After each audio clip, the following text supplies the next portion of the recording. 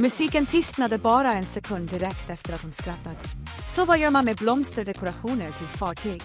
Hon fnissade med champagne i handen, medan alla på min kusins bröllop vände sig om för att stirra. Min moster flinade. Min kusin sjönk djupare ner i stolen. Jag satt stilla, med leendet på läpparna, lugnt och övervägt. Sedan sa jag, nej, jag befaller dem. Hennes skratt frös till. Hennes pappas gaffel stannade mitt i luften. Jag mötte hans blick och nickade en gång. Viceamiral Carter. Tystnaden som följde var inte besvärlig. Den var förtjänad. Men det var inte det bröllopet som historien började. 3 veckor tidigare hade någon ringt ett samtal då inte borde ha gjort. Utifrån så min familjebild sken ut. Matchande leenden, polerat bestick, julkort, uppradade som troféer. Inuti handlade allt dock om status. Och i det spelet var det aldrig meningen att jag skulle vinna. Mark, min kusin, var familjens guldpojke. Varje befordran, varje handslag, varje halvanständig prestation behandlades som en kunglig kröning. Faster Clara, kvinnan som styrde vår familj som en PR-byrå, såg till det. Hon trodde på image framför allt annat. Uppfattning, inte principer. Och när det gällde mig, innebar uppfattning att hålla tyst om det. Jag hade lärt mig den läxan för flera år sedan. Vid jul, 2 år före bröllopet, packade Mark upp en Rolex. Hela rummet kippade efter andan. Han höjde handleden och alla applåderade som om han hade landat på månen. Min present låg bredvid hans lilla rosa klocka inslagen i glitterpapper. Jag öppnade den och drog ut en mugg. Vita bokstäver bubblade över den. Flickboss! Skratt utbröt. Den är perfekt för ditt lilla kontorsjobb, sa någon. Jag log, tackade dem och tog en klunk av champagne som plötsligt smakade mat. Ingen visste att jag bara 48 timmar tidigare hade avslutat koordineringen av en hangarfartygsattackgrupp med 6 nationer. Men det stämde inte in i deras berättelse om mig. Vid Thanksgiving var det likadant. Mark höll uppvaktning om sin aktieportfölj medan faster Clara strålade mot honom som en sen mamma. Jag nämnde nästan på nonchalant att jag höll på att utveckla en ny maritim strategi för Indus-Stillahavsområdet. Tant Clara klappade mig på handen. Det var snällt, kära du. Som en resebyrå för fartyg. Bordet brast ut i skratt. Min kusins flickvän höll nästan på att spotta ut sitt vin. Det var alltid min roll. Den tysta, den tolererade, den som arbetar med båtar eller något. De behövde mig liten eftersom liten var säker. Liten innebar att jag inte skulle hota den perfekta bilden de byggt upp kring Mark. Men bakom den bilden fanns en sanning de inte förstod. När jag stod på mitt kontor, omgiven av riktiga kommandoskärmar, lysande rapporter strömmade in officerare som väntade på min order, fanns det inget skratt, bara tyst, fokuserad respekt. Jag bar flottornas tyngd, ansvaret för tusentals liv. Och ändå, när jag kom hem, blev jag Navy Lou, ett familjeskämt insvept i artiga leenden. Ändå förblev jag tyst. I åratal trodde jag att tystnad var styrka. Sedan kom bröllopet. Och det telefonsamtal, bara ett, bevisade att tystnad inte längre var styrka. Det var tillåtelse. 3 veckor före bröllopet surrade min telefon sent en onsdagskväll. Faster Clara. Hennes röst var täckt av sirap och panik. Louisa, älskling, jag ville bara prata om bröllopet. Jag visste redan vart det här var på väg. Hon hastade fram och tillbaka, snubblade över sig själva. Du vet hur viktig den här händelsen är för Mark. Herr Jennings kommer att vara där. Close pappa, en mycket inflytelserik man inom försvaret. Det är en enorm möjlighet för Marks karriär. Sedan kom den verkliga förfrågan. Jag hoppades att du inte skulle bära din uniform. Den är så befallande. Kanske något mjukare, civilt. Och snälla, kanske prata inte om ditt arbete. Säg bara att du arbetar inom statlig logistik. Vi vill inte att det ska kännas skrämmande. Jag stirrade på väggen, telefonen het i min hand. En viceamiral som blev tillsagd att tona ner ljudet för att dölja sin tjänstgöring så att hennes kusin kunde imponera på en entreprenör. Hon hade ingen aning om vad de frågade. Inte bara att vara tyst, utan att ljuga. Självklart, sa jag lugnt. Skulle inte vilja göra det pinsamt. När jag lade på rörde jag mig inte på länge. Jag lyssnade bara på det låga surret från basen utanför mitt fönster, på ekot av min mosters ord som snurrade i mitt huvud. Sedan lyste min personliga telefon upp. Ett sms från Mark. Hej Lou, mamma pratade med dig, eller hur? Snälla, gör det inte konstigt. Cloves pappa är en stor grej. Jag läste det 2 gånger. Cloves pappa var försvarsentreprenör. Jag var klienten som skrev under hans prestationsrapporter. Den ironin hade varit rolig om den inte hade varit så förolämpande. Jag lade min telefon med framsidan nedåt, öppnade min säkra surfplatta och stirrade på den hemligstämplade briefingen och väntade på min underskrift. Tusentals personalförflyttningar, miljoner i tillgångar och min familj trodde fortfarande att jag arrangerade blomsterdekorationer för fartyg. Den natten förändrades något inom mig. Ilskan var inte längre hetsig. Den var kall, fokuserad, kirurgisk. I åratal hade jag försökt överbrygga två världar. Den där jag bar medaljer och den där jag reducerades till marintoalett. Men den här gången avfärdade de inte bara mig. De bad mig kompromissa med en gräns de inte ens förstod existerade. Så jag bestämde mig för något. Om de bara respekterade vad de kunde se, pengar, titlar, kontakter, då skulle jag visa dem exakt hur verklig makt såg ut. Och deras perfekta bröllop, det skulle vara scenen. Nästa morgon anlände jag till basen före soluppgången. Korridorerna var tysta, den sortens tystnad som surrar av mening. Jag hällde svart kaffe i en stålmugg och öppnade den säkra databasen. Jennings Aerospace. Namnet blixtrade till min skärm. En lista över aktiva kontrakt, budgetar, prestationsmått, pågående granskningar och där var det. Projekt Neptuna, ett flerårigt logistikavtal som för närvarande väntade på slutlig utvärdering. Min utvärdering. Jag lutade mig tillbaka och stirrade på det blå skenet av sekretessbelagd information. Tant Clara ville att jag skulle ljuga för en entreprenör vars företag rapporterade direkt till mitt kontor. Det hade inte bara gått över en gräns. De hade gått in på federalt territorium utan att ens inse det. Jag tryckte på snabbtelefonen. Evans. Inom några sekunder gick kommendörlöjtnant Evans in i skarp beredskap. Amiral, jag ska delta i ett privat evenemang i helgen, sa jag, fortfarande med ögonen på skärmen. Herr Jennings från Jennings Aerospace kommer att vara närvarande. Jag vill ha en fullständig brief om Neptuna. Alla senaste betalningar, leveranser, revisioner, allt. Ja, frun, svarade han. Sedan passade han och läste tonen i min röst.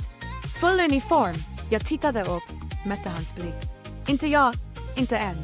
Civil klädsel, representationsplikt, men din fullständiga tjänsteklädsel. Ta med filerna. Evans låg svagt, vetande. Förstått. När han gick stängde jag mappen och gick till fönstret. Utanför sträckte sig gryningen över hamnen. Rader av hangarfartyg glänste under en tunn slöja av dimma. Massiva silhuetter som svarade på min befallning. Då tror att jag arbetar med båtar, mumlade jag. Kanske är det dags att de tar reda på hur många. Den kvällen smsade faster Clara igen, översvallande, lättad. Så stolt över att du är samarbetsvillig, älskling. Mark kommer att uppskatta det. Jag skrev ett enda ord, bekräftade. Sedan lade jag ner telefonen, packade en enkel marinblå klänning och lade till ytterligare ett föremål i min väska, en liten lädermapp med flottans sil präglad. Natten före bröllopet sov jag knappt.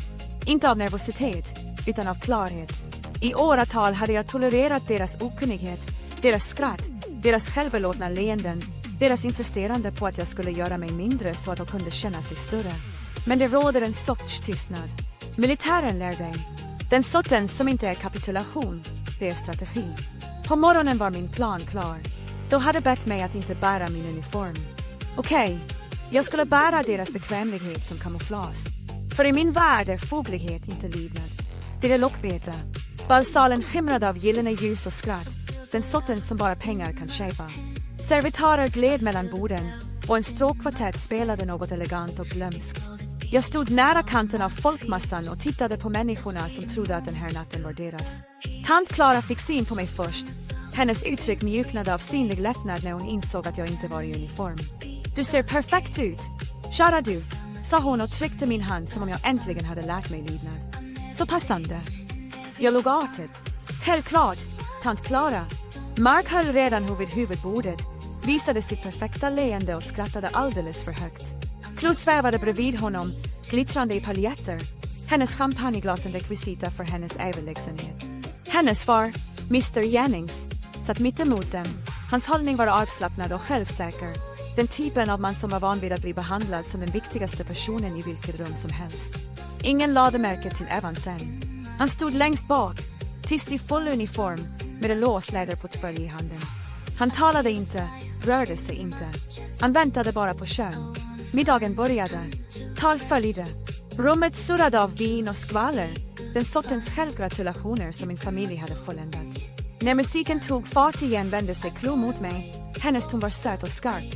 Så, Louisa, sa hon och snurrade på sitt glas. Mark berättade att du arbetar med marin design. Det måste vara så kreativt. Tant Clara gav ett snabbt varnande leende. Det sorten som bad mig att spela snällt. Chloe lutade huvudet, helt falsk oskuldsfull. Så, vad gör man med blomsterdekorationer för fartyg? Bordet brast ut i skratt. Mark tittade ner. Min moster log för hårt. Alla blickar vändes mot mig och väntade på att skämtet skulle landa innan jag kunde skratta med och förödmjukelsen skulle fastna. Det gjorde inte jag. Jag höjde ena ögonbrynet. Min ton var mjuk och avsiktlig. Nej, sa jag. Jag befaller den. Skrattet dog ut i samma ögonblick. Chloe blinkade förvirrat. Hennes pappas gaffel stannade mitt i luften. Silvret darrade något ovanför hans tallrik. Han vände sig mot mig med låg röst och försiktighet. Befall, som jag mötte hans blick och nickade en gång. Viceamiral Carter. Orden skar igenom ljudet som en detonator. Musiken verkade kollapsa. Gafflar klirrade, stolar stod stilla. Mr. Jennings frös till. Ansiktet tömdes på färg. Han började ställa sig, nästan instinktivt, och intog en ny hållning som män gör när den plötsligt kommer ihåg regn. Amiral Carter, stammade han. Jag insåg inte. Inget behov, sa jag lugnt. Jag var undershower. Min familj föredrar dig. Moster Clara blev blek. Mark viskade. Lia, vad gör du? Jag vände mig mot honom. Något jag borde ha gjort för flera år sedan. Att tala sanning. Och sedan, precis vid Q, klev Evan fram. Hans vita uniform fångade ljuset från ljuskronan när han gick över golvet. Folkmassan skildes instinktivt åt, dragen av en tysta auktoriteten i hans steg. Han stannade bakom min stol, hälsade och sa tydligt. Amiral, ursäkta avbrottet. Du har ett säkert samtal med sekreterarens kontor angående projekt Neptunus. Jag har också den preliminära prestationsbedömningen du begärde. Alla vände sig om. Namnet projekt Neptunus landade som åska i Mr. Jennings bröst. Han reste sig nu helt, stel, svetten synlig vid hans krage. Chloe viskade. Pappa Evans ignorerade henne. Hans uppmärksamhet förblev på mig. Professionellt precis. Jag tog en långsam klunk vatten och ställde sedan ner glaset. Mr. Jennings, sa jag, vill du sitta ner? Han tvekade och lydde sedan. Runt omkring oss utbytte gästerna nervösa blickar. Tant Clara försökte tvinga fram ett leende, men hennes läppstift darrade. Jag öppnade mappen. Evans räckte mig rena ark med siffror och revisionsanteckningar. Jag talade tyst men bestämt. Mitt kontor har farhågor om era senaste mätvärden. Betalningar, leveransförseningar, efterlevnadsproblem. Prestandatrenden är oroande. Jennings svalde hårt. Vi kan fixa det, amiral. Jag försäkrar er att vårt team redan tar itu med alla problem. Jag är säker på att ni gör det, sa jag. Marinen är trots allt beroende av pålitlighet, inte charm. Chloe satt stelfrusen, hennes tidigare flin borta. Marks ansikte var pappersvitt. Tant Clara höll i sin servett som en livlina. Evan stannade kvar bakom mig, oläslig, stående vid paradvilan. Sa amiral Jennings med ansträngd röst. Jag hade ingen aning om att du skulle granska det här projektet personligen. Det gjorde du inte, svarade jag. Förrän nu. Spänningen spred sig genom bordet som elektricitet. Varje gäst, varje chef, varje avlägsen släkting som någonsin hade avskedat mig var nu tvingades att se en obestridlig sanning. Kvinnan då hade hånat behärskade just något system som kontrollerade deras värld. Jag lutade mig lite framåt. Vi hör av oss efter den här granskningen. Jag förväntar mig transparens från och med nu. Tydliga rapporter, korrekt fakturering. Förstått? Ja, amiral, sa han snabbt. Helt klart. Jag låg svagt. Bra. Njut av mottagningen. Jag stängde mappen och lämnade tillbaka den till Evans. Du kan informera sekreteraren när vi kommer tillbaka. Ja, fru. När Evans vände sig om för att gå förblev hela bordet stillfruset. Det enda ljudet var det svaga surret från luftkonditioneringen och stråkkvartetten som kämpade för att starta om. Jag reste mig. Ursäkta mig, sa jag mjukt. Plikten kallar. Och med det gick jag förbi bordet som hade hånat mig. Förbi familjen som hade krympt mig. Förbi människorna som äntligen såg mig tydligt. När jag gick över ballsalen tittade jag tillbaka en gång. Tant Claras ansikte hade blivit slagt. Mark satt med huvudet i händerna. Chloes blick var fixerad vid hennes orörda glas. Herr Jennings talade tyst med sin assistent, blek och svettig. Skrattet som en gång fyllde rummet hade avdunstat. Ersatts av en tysta tyngden av insikt. De hade velat att jag skulle vara osynlig. Den natten blev jag oförglömlig. Ett år senare brann himlen ovanför marinbasen San Diego av sin sommarvärme.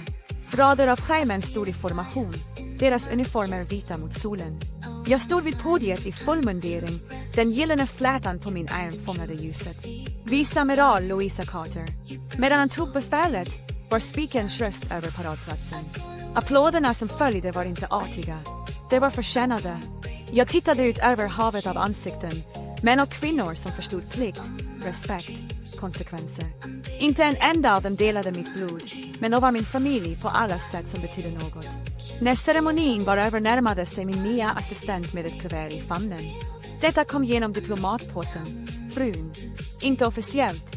Jag kände igen logotypen, Jennings Aerospace. Inuti fanns ett maskinskrivet brev, tacksamhet, professionalism. En rapport om att projekt Neptunus hade överträffat alla prestationsstandarder under ny tillsyn. Under den, en mindre handskriven lapp. Chloe är inte längre med Mark.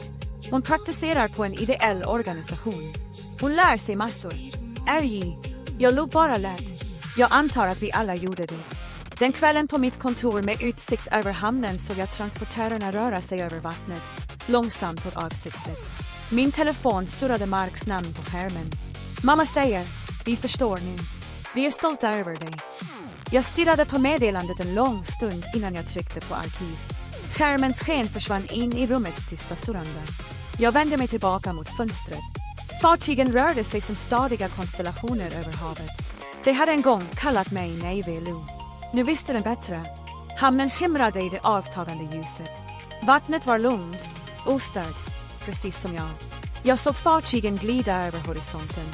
Deras rörelse var stadig, disciplinerad, säker. I åratal hade jag blivit ombedd att krympa, att dämpa min uppmärksamhet så att andra kunde lysa. Men kraft försvinner inte när den ignoreras. Den väntar. Jag är inte längre den tysta kusinen med båthobbyn. Jag är viceamiral Carter. Och jag ber inte längre om ursäkt för att jag tar upp plats. Om ni någonsin har blivit tillsagda att göra er själva mindre bara för att passa in, gör det inte. Dela din berättelse nedan. I den här gemenskapen hyllar vi er rang.